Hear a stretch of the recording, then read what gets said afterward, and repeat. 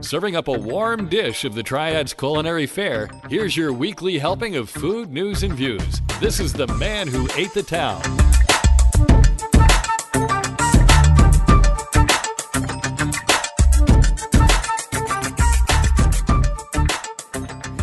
Hey, folks, and welcome to episode 207 of the Man Who Ate the Town podcast. This is for the week of July 26th through August 1st, 2021. My name's Tim Beeman. My name's Ray Morgan. And we are opening the recipe trunk. We're recording this episode of the Man Who Ate the Town in the Less Desirable Studios in the lab at Industry Hill. We are practicing social distancing, still using Zoom, sponsored by Bull's Tavern. If you're listening to us on your favorite podcatchers like Apple Podcasts, Stitcher, Spotify, or anything like that, we'd appreciate a like, a follow, a rating, and a subscribe. It would help us tremendously. And if you're listening to us on the Triad Podcast Network, welcome and thank you. This episode of The Man Who Ate the Town is brought to you by Carrabba's Italian Grill, located at 587 South Stratford Road. This is no chain. As a responsible family of restaurants, Carrabba's and their owner partners take the communities they serve very seriously. And for us, having a fantastic franchisee like Daniel Butner does not suck. They are promoting their family meals again, so they just know that they feed up to 5 people. And some of your faves like lasagna, spaghetti, chicken parmesan, rigatoni campagnolo, and their newest bundle, the chicken piccata, all available. And DB, I'm still interested in that filet parmesan, so we need to hook up so I can try that. Find out more, order your family bundle and all that at carrabbas.com. So the big news this week is Crafted, the art of the taco in Winston-Salem, is closed. It's gone. I hate to hear that. No reason was actually given, but I do believe it's because of staffing. Some people are saying that it just wasn't as good as it used to be, and I find that hard to believe. I know that they were always packed, so it wasn't business down. So the only thing I can think of is staffing. Chris is a great person, and I know she'll keep doing what she is doing, because she's Crafted in Greensboro is still open. So out of the 3 restaurants they have Crafted Art of the Taco in Greensboro, Crafted Art of the Street Food in Greensboro, and Art of the Taco here. The Art of the Taco in Greensboro is the only thing they have left open right now. So I'm sure that COVID didn't help, but I think it was just one factor in a lot of things. But I'm pretty sure that the staffing issue was the main culprit. Yeah. That and trying to do a 2-county shuffle back and forth all day long, that has its strains too. Yeah. Well, they had gotten pretty good, but I guess in that employee shuffle comes management as well. Not just the wait staff and the cooks and all that. So maybe that's part of it. Maybe they just couldn't keep the people in both places and have it run right the way that Chris wanted to. So, I mean, of course, that's the frustration of all the restaurants right now. So who will step up to staff these places? Which leads me to my usual, still everyone is hiring. Get a job. So, I mean, they are available if the restaurant's there. So almost every page that I went to this morning, and I only did my side of the list, but every page I went to, looking for servers. Not every page. Some pages haven't updated in 2 years, but most pages, we're hiring honest staff. So I don't know if there's a problem with dishonest staff, but still, it's part of it is they're looking for people. So Stephanie and I tried the new Raku Ramen and Sushi in Clemens this weekend. Stephanie had an appetizer sushi roll, which I believe it was a sunset roll. I had a full roll, the spicy lobster roll. The sunset roll, which was to me as big as the regular roll, was interesting. It was tempura, shrimp, crab, avocado, mango, and a sweet and sour daikon wrap. That sounds really good. It was. And the spicy lobster was spicy lobster, which I didn't get much spicy out of it, but crunchies, which is, I guess, tempura, cilantro, and tobiko, which is, flying fish roe, the red stuff. I think I liked hers better than I liked mine on that. There are other rolls that I'll definitely go back to check out. So the sushi was good, but that was not the star here. Stephanie had the white tonkotsu ramen, which was pork bone broth, pork belly, bean sprouts, scallions, seaweed, and a soft boiled egg. I had the red spicy oil ramen, which was pork bone broth, pork belly, scallions, chili, red onion, and a soft boiled egg. I didn't taste Stephanie's, but I ate every bit of mine. And I have to say, I thought it was one of the best things that I've eaten in a while, at least at a restaurant. Excuse me. It was really damn good. I want to give more of the rolls a shot on that sushi list, but the ramen, that was amazing. It was filling, but I didn't feel bogged down or bloated after eating it. I do recommend going, and I do recommend the red ramen. The ramen isn't red. It's just how they separate everything: white, red, yellow, green, and one other color. And it's not what color the ramen is. It's just levels. I think green is the all veggie one. There's a yellow one. The one Stephanie had with the bean sprouts was white. Mine was red. So I don't know how what the other one is, but it wasn't spicy. Even though it says spicy, it wasn't spicy at all, really. They have hibachi dishes too, so if ramen or sushi isn't your thing, you can find something that is your thing. They are in the River Ridge Shopping Center in what I believe was the Zaxby's in Clemens. So off of 421, the 421 side of Louisville Clemens Road. So duck down behind the sheets there right before, or whatever that filling station is, right before you get to where Full Moon Oyster Bar is. And yep. It's the first thing you come to on your right. So, and surprise, surprise, La Botana was closed all last week. This was, I'm shocked and amazed. I guess this is from the downsizing that I mentioned. As I was writing this, they announced their hours, at least for this week, are Monday through Thursday, 11 to 2:15, and then 4:30 to 8:30. And then Friday and Saturday, it is those hours, except they go up to 9 p.m. So I guess they're open all week. I saw back in the saddle again. Let's hope they stay in that saddle. I saw a Cafe Arthur's post, and it was about thanking people, and that kind of scared me after reading the crafted one. But because I know they're seriously hit with staffing issues, and I thought the worst, of course.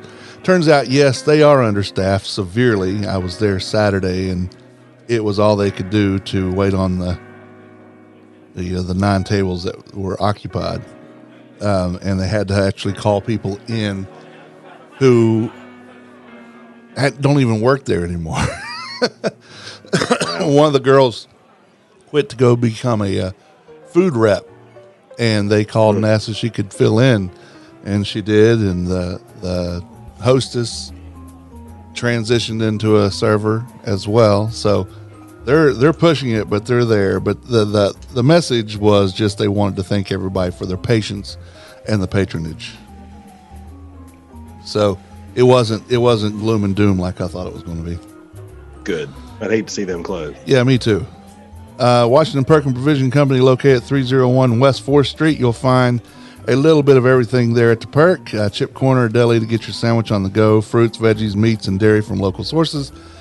Bingo Bango Sodas, Wolfie's Custard, a wall of beer and wine, and more. Washington Perk is better than a convenience store, but not quite a grocery store. On Facebook, they are Washington Perk or at Washington Perk _DTWS on Instagram.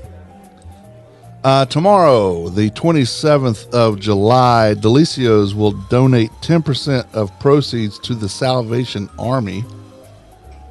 So, I don't know what the significance of that is. I believe Salvation Army is just doing a fundraiser.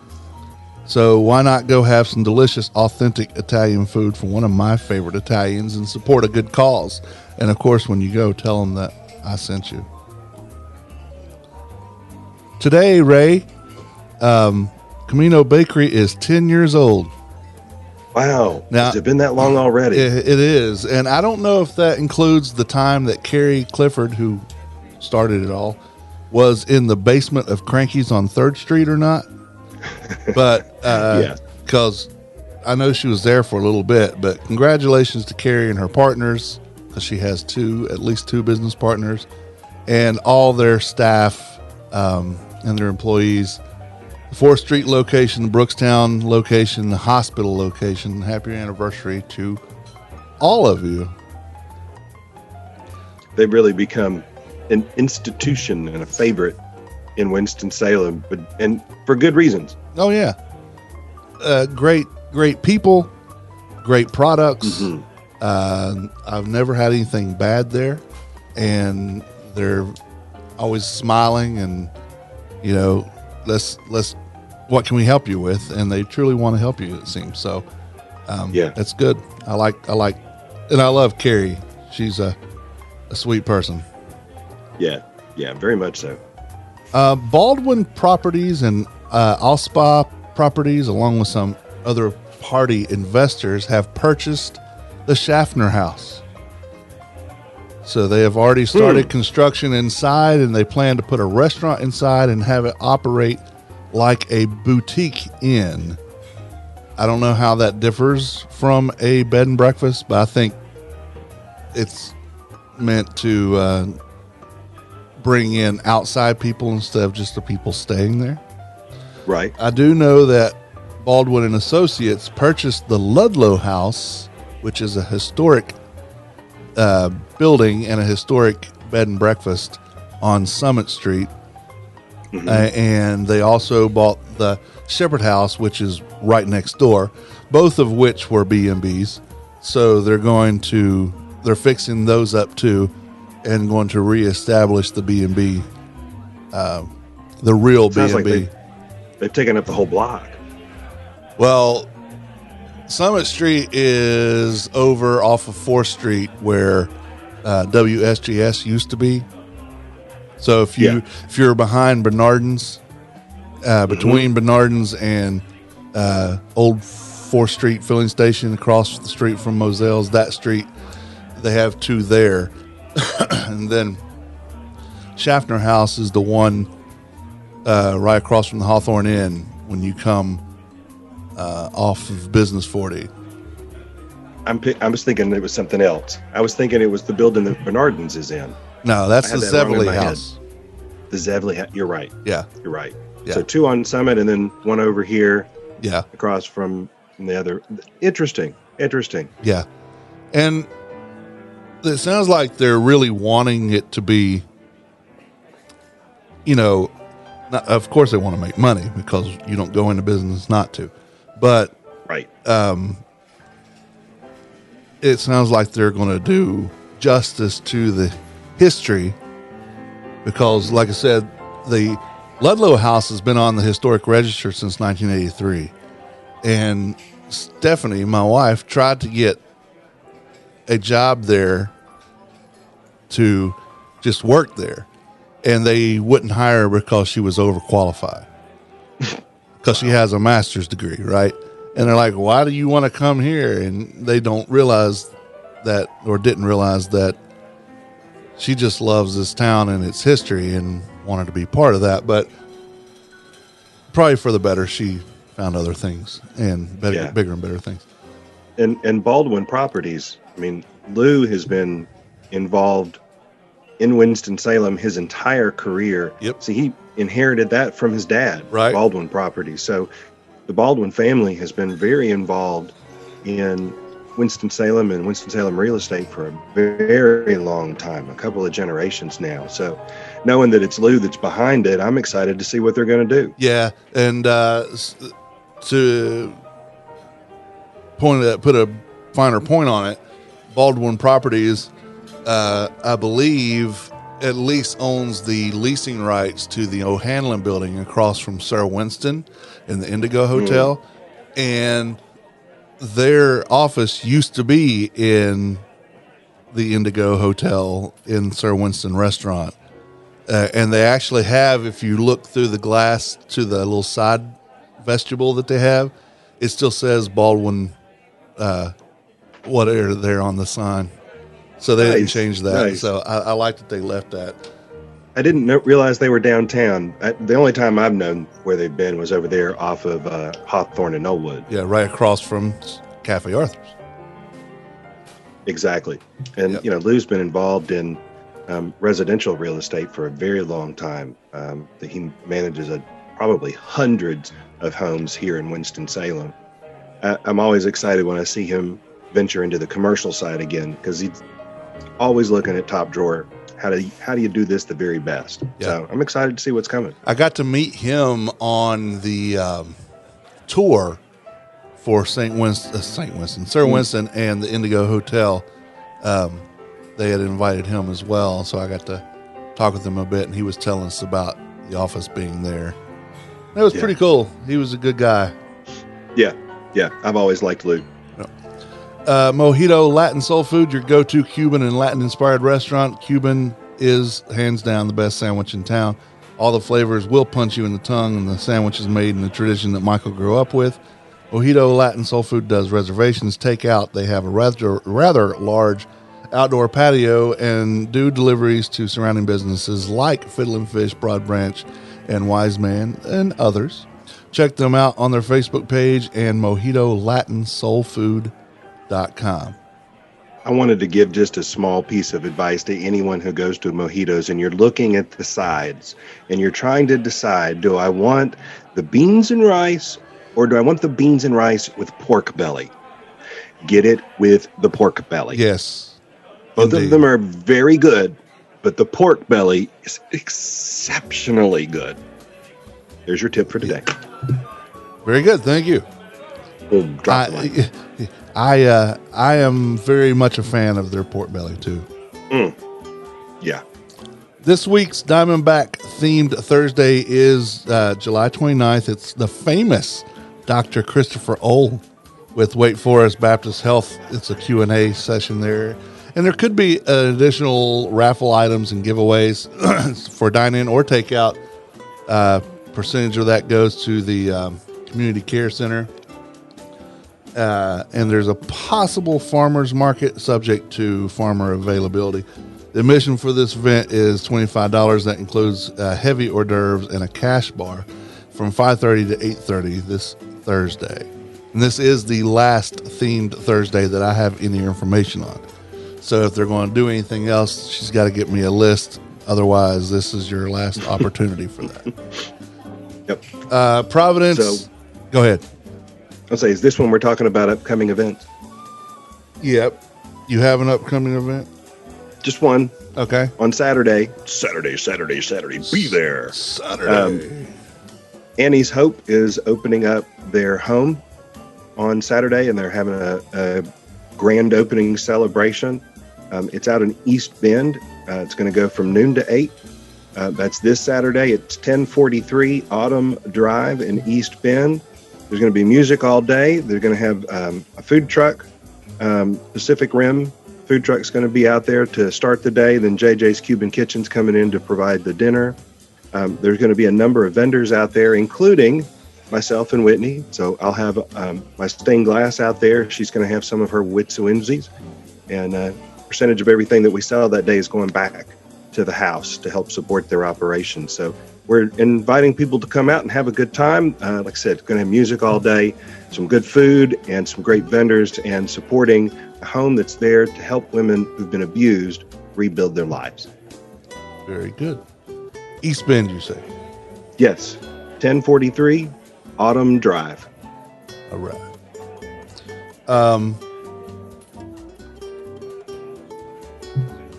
Providence of Winston-Salem, in cooperation with Hoots Beer Company, we'll be holding a special beer dinner on Wednesday, the 28th of July. It's a 5-course meal paired with delicious Hoots beers, a sweet potato cake to start things off with, heirloom tomato and strawberry salad paired with Q-berry summer ale, butter seared scallop paired with famous Hoots gas hopper IPA, tomahawk pork chop paired with the equally famous Hoots ESB, rum pineapple bread pudding paired with the Payne Road Stout.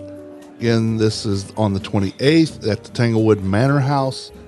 Has 2 seatings, 5:30, 7:30, and my amazing son will be involved with many of these dishes. Tickets are $65 per person, can be purchased via the website providencews.org. Now, the one really just promises to be a great night. Yes, and they're doing this once a month.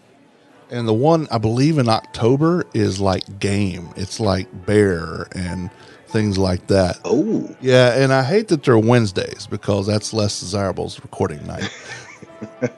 So for that one, I may have to just do something else for the less desirables. Maybe just do it from there. Well, I could probably do that, but I don't want to be a distraction. You know, I don't want all the hubbub and all that going on. It's already going to be kind of crazy. If nothing else, maybe Trey needs to bring home a doggy bag. You know, that's true. Maybe I need to get him to do that. Bring me a tray of a little bit of everything. So the dates have changed. We were wondering last week why we heard nothing about the Eat, Drink, Burger Week, because we were a week out from when it was supposed to happen, right? Well, I finally talked with Algernon Cash and with Katie over at the Journal and found out that they had not told anybody, but it was moved to September the 19th through the 25th. So after consulting with sponsors outside of me and a couple others that I heard complain, restaurants and others, they felt they needed a little more time to prepare, and I think also not to have it during the summer. But I don't know that part for sure.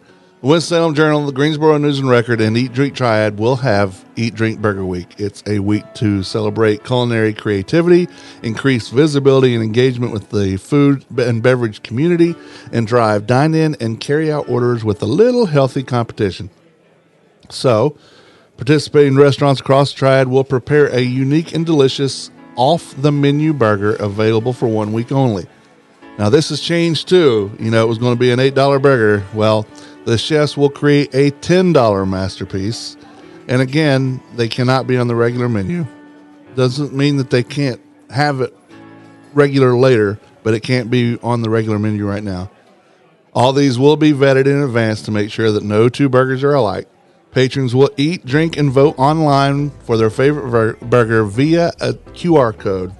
Champion will be presented with a trophy and bragging rights. Customers will be encouraged to share photos of their locations on Instagram for a chance to win a Yeti cooler.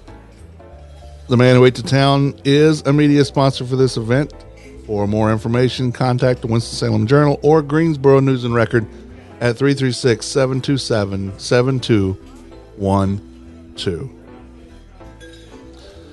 All right, time to talk about the Country Spinner. And last week I told you, well, I've got to finish it up. Well, we did some stuff yesterday, but we decided we're not done yet. We're still in France and decided we will have one more week.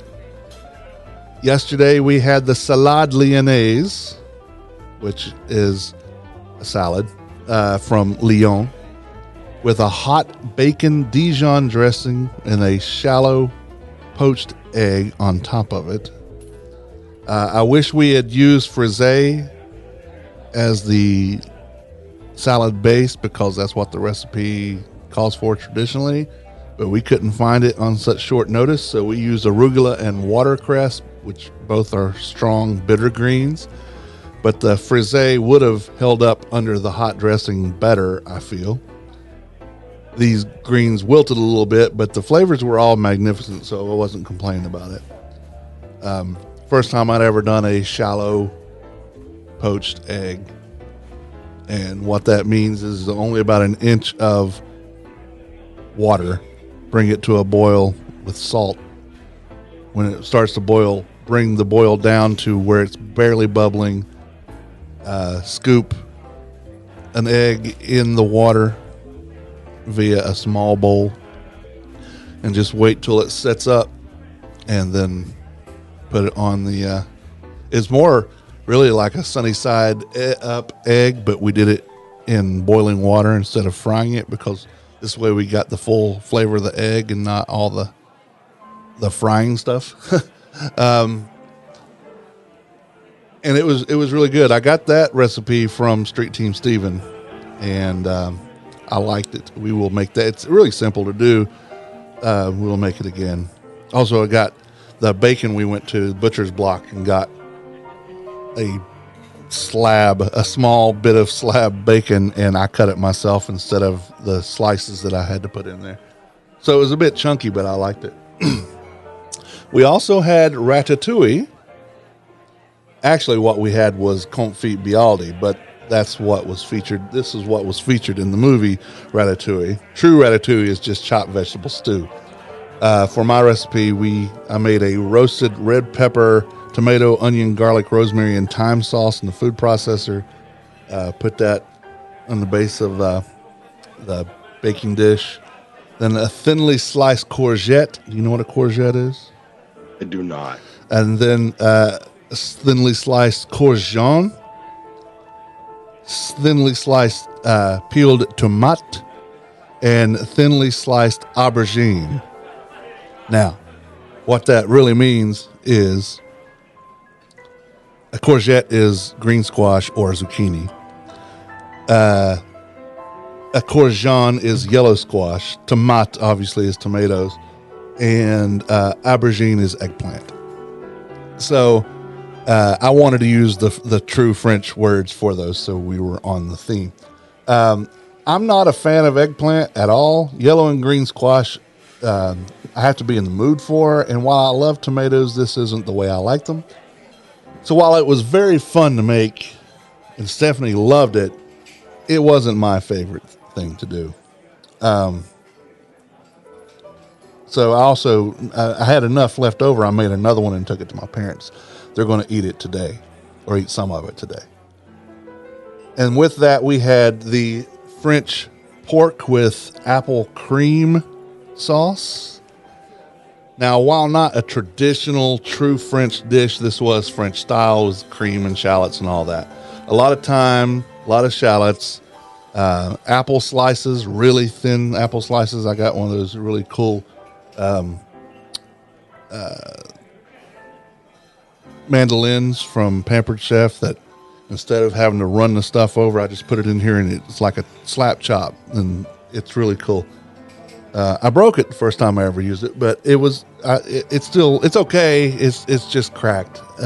But Pampered Chef will replace stuff. So doesn't know his own strength. Yeah, it was. Well, what it was I tried to stuff something too big in there, and it wasn't. If it had been properly installed, it would have worked. But it was improperly installed because of me, and I tried to stuff something too big in there. You know how that goes. She screams. Mm-hmm. She screams. But sorry, that was really bad. I'm just leaving it alone. It was good. I think I let the pork sit on the grill a little bit, or on the cast iron pan a little bit too long, or a little too high. For one, I hate cooking on a cast iron skillet because it smokes the house up like nobody's business, and everything always comes out black or gray.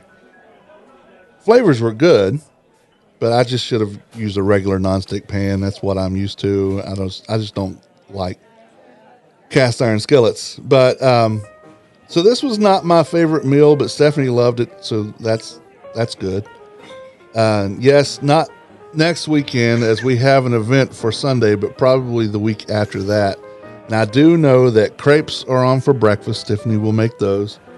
A French onion soup, steak frites with a matzo dis butter. That's a herb butter, and a Grand Marnier creme brulee. So next time we make that should be on the menu. So look forward to that. Sounds really good. Yeah, and like I said, this is going to be Tim's year in France. Yes.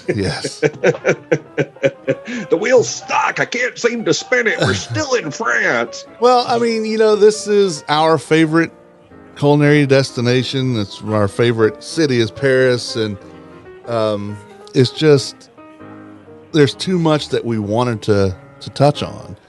So we move on after the next thing, I believe. Because who's to say we can't come back if we want to? Nobody. Right. This is our damn adventure. So who made the rules? We did. You did.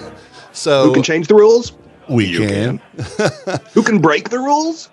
You can. Yeah. And I do often. I am known for, especially if I'm making the rules, I make them and alter them as I need them as I go, because they're my rules in my event. So I really hope that when we pull the next, I hope we get an Asian country, more specific, the like Southeast Asian stuff, not necessarily Chinese, which would be okay. But I want some Vietnamese or Laos. I don't know, is it Laotian or Cambodian, Malaysian, something like that. I want something that we can do there. And I would take Middle Eastern too. I'd really like to have something from like Azerbaijan or Uzbekistan, Turkmenistan, things like that we don't really get to see much of. Right. Yeah. I'd be curious to see with some of those, is there a local outlet for them? Yeah. I don't think so. Not for those. Yeah. We might find a Vietnamese place. We might find a Cambodian place. I know there's a Malaysian place, but we're probably not gonna find a lot of Azerbaijan-based food here. Probably not. Yeah, you're probably right about that. Yeah. I didn't have any official burgers this week, so nothing to talk about there. I did have an unofficial burger on Saturday when we were at Cafe Arthur's. I had the burger in a basket, but that doesn't count until Steven's with me, because he said that was one he wanted to try. But yeah, I enjoyed it. He should. The burger in a basket's one of my favorites from Cafe Arthur. Yeah, it's a good one. Now, is it the greatest burger ever? In my personal opinion, no. But it's a good burger that I've gone back for repeatedly. Yeah. I mean, when we were sitting there and we get there and they said, do you want breakfast or lunch? And I'm like, well, bring both for the menus. And the first thing I saw was that. I'm like, yeah, I'm in the mood. I was light on the burgers this week, so let's do it. Yeah, we had a burger yesterday at one of the restaurants up here in Mount Airy, 13 Bones. They're known for their ribs. Yeah. But I had their mushroom melt burger on Texas toast, and I thought, you know what? This is on their regular menu. Yeah. If you don't have 13 bones on there, then maybe they should get added, and that would take the list to 100. But they're not really in the Winston-Salem area. Well, neither's Boondoggies. They're the next county over. They are. I'm just 2 counties out. They are, and I did do some Greensboro stuff, but yeah, we're 2 counties away here. They're just 1 county away. Yeah, that's right. We're adjacent. We're Winston-Salem adjacent with that. I had to mess with you. I know, and that's okay. If you hear a buzzing, it's they're blowing the leaves out of the parking lot outside my window. Oh, well, good. They should. Yeah, if they could blow away, never mind. I'm not going to say it. At least once a year, they should clean the parking lot. Well, they do that about once a quarter, really. Well, that's good. Food holidays are sponsored by Diamondback Grill. It is a casual dining located in the heart of Buena Vista in Winston-Salem. It's a fantastic family-owned farm-to-fork restaurant that sources most of its ingredients from local farmers. Try one of their themed menu specials, and don't forget the Thursday theme that coming up here. I highly recommend them for your big and small events, a romantic dinner with your honey, or just to go have a drink and appetizers and enjoy the ambiance and welcoming decor. Diamondback Grill is at 751 Avalon Road. Find them on the web at diamondbackgrill.com and on Facebook and Instagram. To make reservations, call 336-722-0006. And of course, tell them that I sent you. All right. Like last couple of weeks, I'm just going to go through here unedited on the food holidays. Today, the 26th is... Ooh, we're flying without a net. we're going commando here. National Coffee Milkshake Day. Okay. I could get into that. It has to be decaf, but I could get into it. Like the Jamocha shake over at Arby's. Yes, if one was going to go to Arby's, which I will not. This one will not, but it would be something I have. But I'm sure you can get that at other places too. But yes, go have a national your coffee milkshake day. I would wonder if somebody like Cookout would have that, Maybe. because they've only got like 9,000 different flavors for shakes. That's true. I'm pretty sure they have a coffee flavor. I think I've even had one. So. Yeah. It's National Bagel Fest Day, which many websites list as July 26th, but the original Bagel Fest started by Murray Linder of Linder's Bagels in Mattoon, Illinois, is celebrated July 13th through 17th in 2021. So I don't know why he said today was National Bagel Fest Day. I think he messed up. Wrong. Come on now. Yeah, he messed up. Let's see. In He doesn't do that often, so. Yeah. 1775, the Second Continental Congress appointed Benjamin Franklin as the first Postmaster General. Thank you, Ben. Thank you. In 1926, Roquefort cheese, which is one of my favorite cheeses ever, is the first cheese designated with an appellation d'origine contrôlée, which means only cheese that is processed in Roquefort, France, and aged in caves in Roquefort, France, can be called Roquefort cheese, which makes sense. Good. Yeah. That's all I have for the 26th. Let's go to the 27th, see what happens there. Next day. More food. Something I can totally get into. National Scotch Whiskey Day. Ooh. Yes. Yes. And it would be I'm good for that. It would be good if this day was in 2 weeks, but it will be for me anyway. It's National Creme Brulee Day. That might even go well with the Scotch whiskey. It would. I'm going to make the creme brulee with Grand Marnier. So, Oh, are you? yes, I am. And then I'm going to have a snifter of it to go with it. Well, of course. National Chicken Finger Day is on that day since 2010. I like chicken fingers, although I don't ever see chicken fingers. It's just big strips of chicken. I've got a jar for chicken lips. Do you? I do. I really do. Are Actually, there- it says fried chicken lips. You should see people when they first pick that up. They're like, what? Then they open it up and there's nothing in there. There's just nothing. I'm Yeah. like, well, what did you think you were going to find in there? Actual fried chicken lips? Come on, people. Yuck. On the 27th in 1880, Alexander P. Ashburn, an African-American grocery store owner in California, patented a method for refining coconut oil, which I believe we still use today. Interesting. A swarm in 1931, a swarm of grasshoppers destroyed thousands of acres of crops in Iowa, Nebraska, and South Dakota. Cornfields were totally destroyed without a stalk left standing. 3 states. You know what another word for grasshoppers is? Locusts. It was a plague of locusts. Yeah. Bugs Bunny made his debut in A Wild Hare in 1940. The European Council of Ministers bans import of seal products in an effort to force Canada to end its annual seal hunts, which I believe they did. The 28th, here you go, Ray, National Milk Chocolate Day. Yes! Yes. Any week that has a chocolate day in it is a good week. On the 28th, in 1586, the potato was introduced to England. It is claimed that Sir Thomas Harriot introduced potatoes to England on that day. Some sources also say December the 3rd.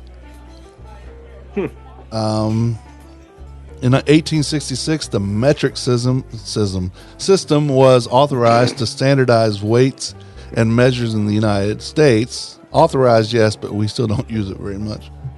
It confuses the bejesus out of me. I'm like, what does that even mean? Just tell me teaspoons, tablespoons, and stuff. I don't want to know grams and all that crap if I'm cooking. Yeah, I hear you. Your We didn't original grow up with it. Yeah, exactly. If we're going to change it. You know, and stop talking about it, and then stop making us read that crap and try to figure it out. Just change it. Jesus. Yeah. So it might take us a while to change everything. Yeah. In 1896, your original hometown of Miami, Florida, was officially incorporated as a city. Population about 300. Wow. That's half a block now. If that, you can get that much in one apartment building if it stands up. You sure can. You sure can. Let's see. If it stands up. In 1900, one of the many claims to the origin of the hamburger, that of Louis Lansing,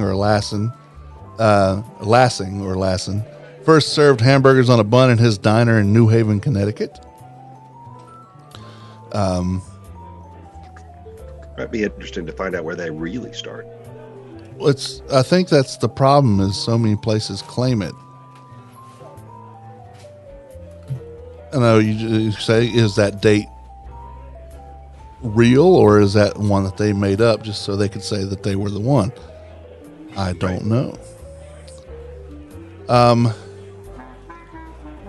1977, the first oil from Prudhoe Bay arrived at Valdez in the Trans-Alaskan pipeline. It took 38 days to travel the 800 miles.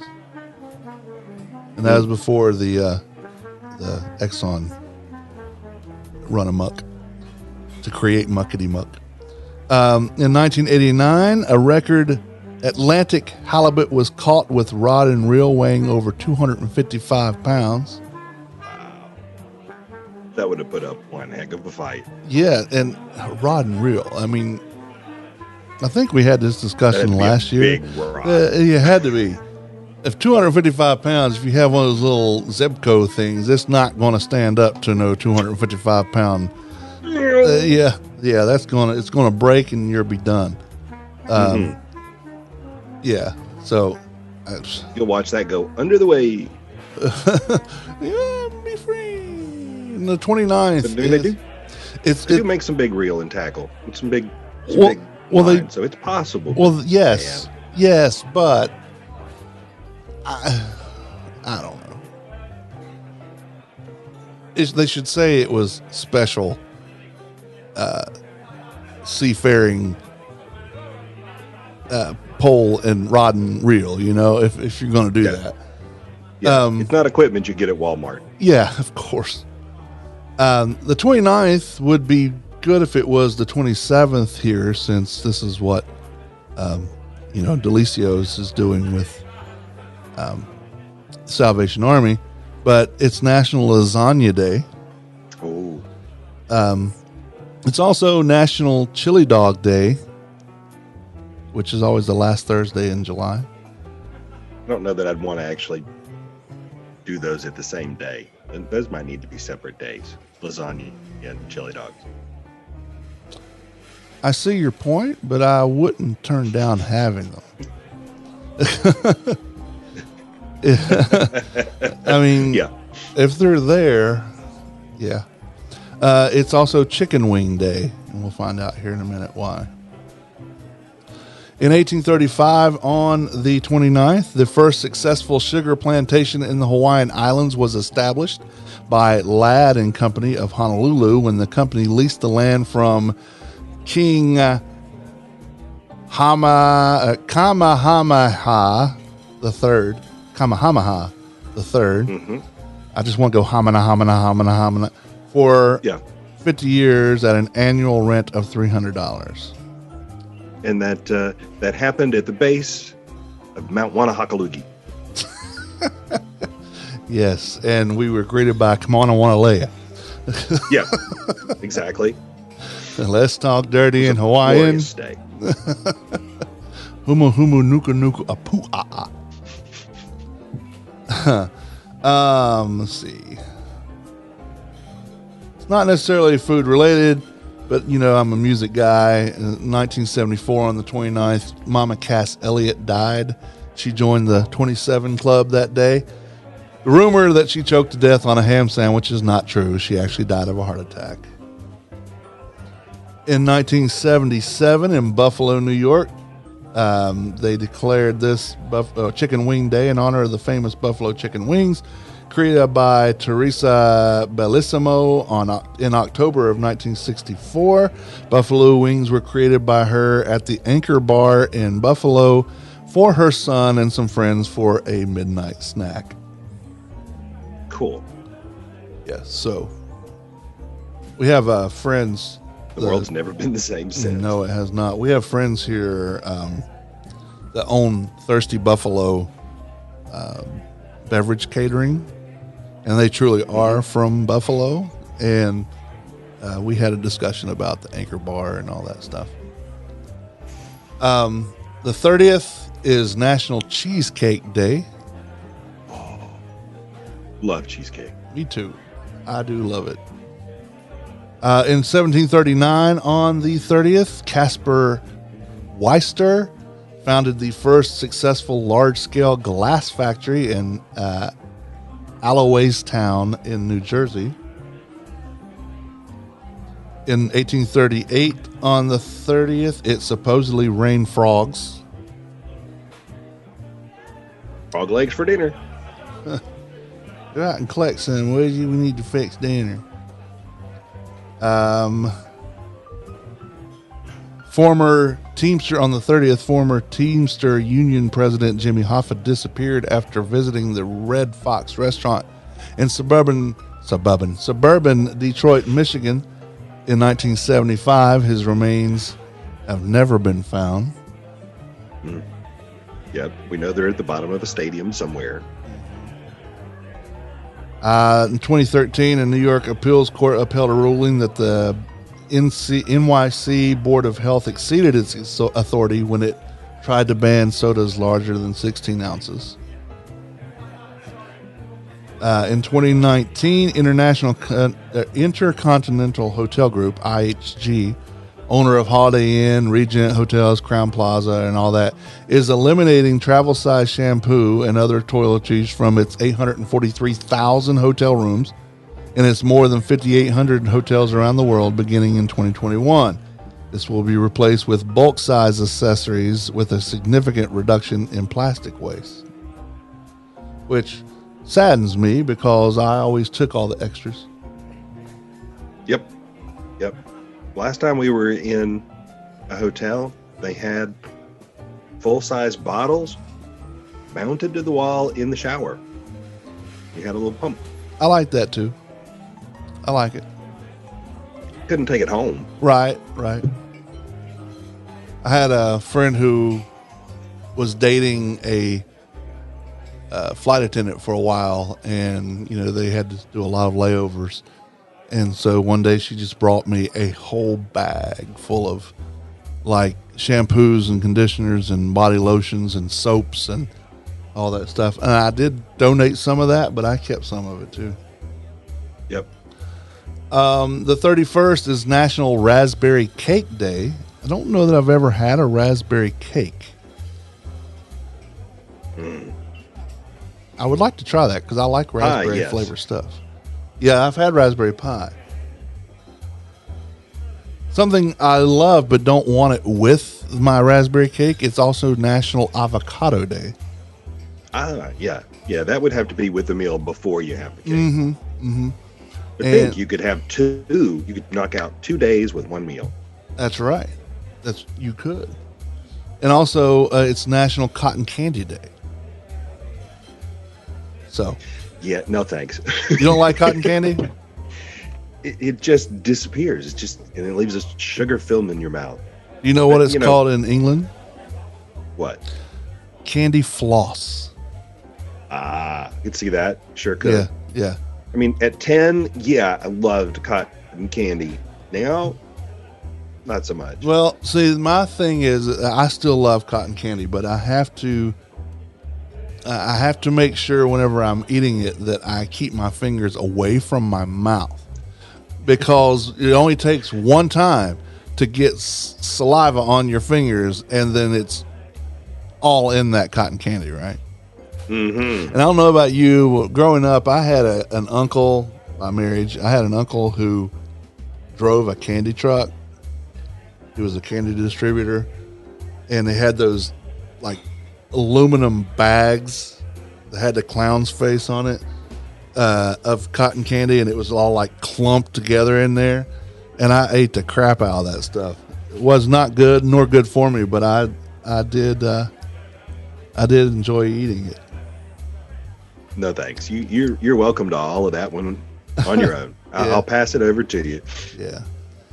In 1790, on the 31st, the first U.S. patent was granted to Samuel Hopkins of Vermont. The patent was for a process of producing potash and pearl ash. Potash was used in soap and fertilizer. Pearl ash was used in baking. It produced carbon dioxide gas and dough used in the first quick breads. Commercial baking powder was not available until 1857. So there you go. He was making baked goods better. It rained frogs in London the day before, and not the same year, but in 1921, there are reports that it rained frogs in Sterling, Connecticut. Interesting. The frogs seen around the world. Yeah. In 1962, the Little Debbie trademark was registered by McKee Baking Company for their line of snack cakes, first sold in 1960. Fun fact, right before this show today, I had 2 Little Debbie's oatmeal pies. There you go. There we go. The legend lives on. It does.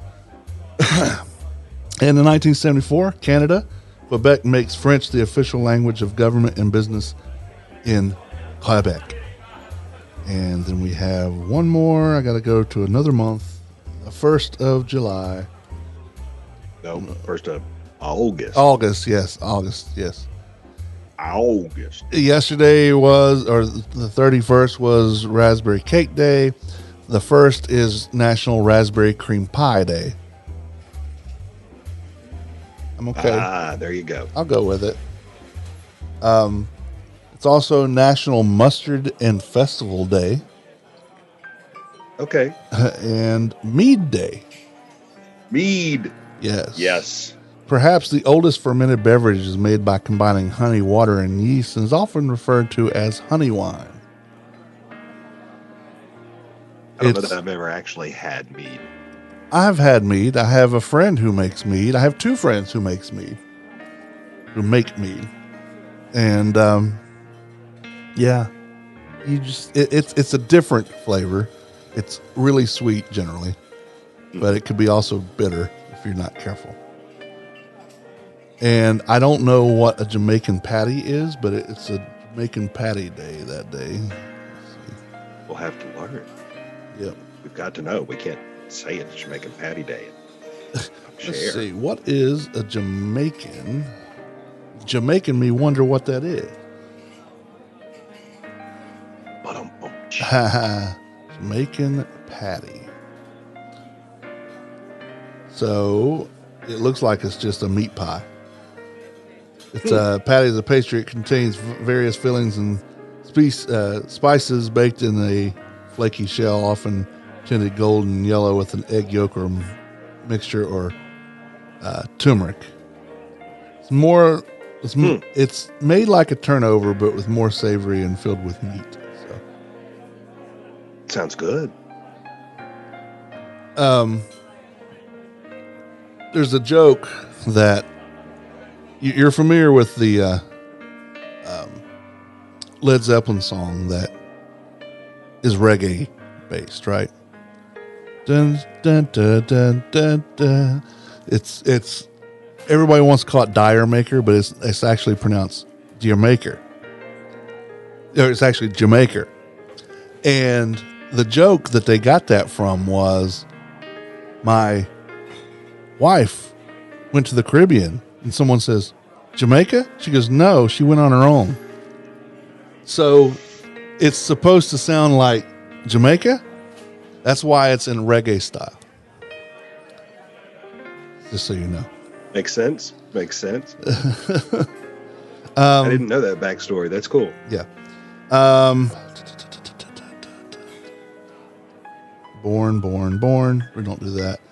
The first U.S. Census was in 1790 on the 1st of August. We had a total of 3,939,214 mouths to feed on that day. Wow. We're 100 times that now. Yeah. In 1793, France introduced the first metric weight, the kilogram.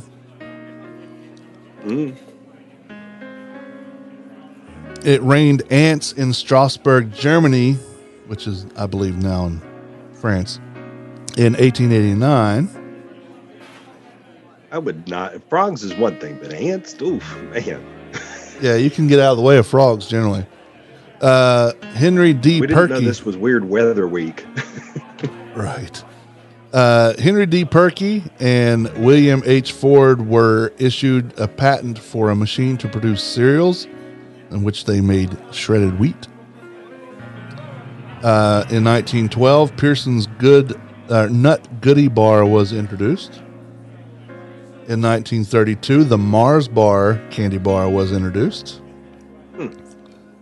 And in 2011, actually in 2010, approximately 23% of U.S. railway cars were in storage. Train has kind of lost a lot of its luster in this country.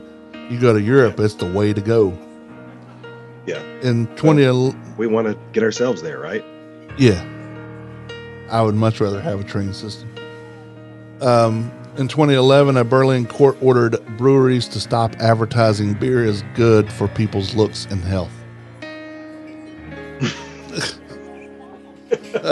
I did not know that they had such a problem. Well, you know, everybody gets better looking at closing time. Yeah, it's when you have your beer goggles on. Mm-hmm. Yeah, well, that's your food, holidays, and history for this week. Special thanks to James Eagler at Food Reference for making us chuckle, roll our eyes, get really excited for cheesecake and chocolate. Maybe put milk chocolate on top of cheesecake and go with that. Yeah. That's good. It is good. Yeah. The Man Who Ate the Town podcast is part of the Less Desirables podcast network. Along with this podcast, you can listen to the Less Desirables, the Beer Dads, Fan Interference, Beeswax Vinyl Daily music trivia podcast, not music trivia, but music history podcast, Wheeler's Dog, and Asylum Tales from the Devereaux Diaries podcast. There may be, that's what it was. That's the Beeswax Vinyl. You can find all those podcasts and their latest episodes on the network website and directory, tldpodnetwork.com. You can also find social media links for each one there as well. Beeswax Vinyl Daily is under the Beeswax Vinyl Instagram page. This is a reminder to all the listeners, and it's good practice, not just now, but for always. Wash your damn hands. Wash with warm water and soap. Wash with that soap for 20 seconds or more. Sing along with this if you don't know how long 20 seconds is. Rumors spreading round in that Texas town. About to shack outside the grain. Do you know what I'm talking about? Just let me No. know If you want to go Go. to that home out on the range. I got a lot of nice girls.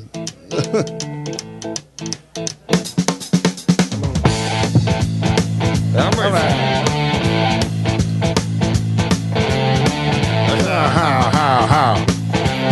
I'm out here, it's fine. So, Tres Hombres, their third album, was released on this day in 1973.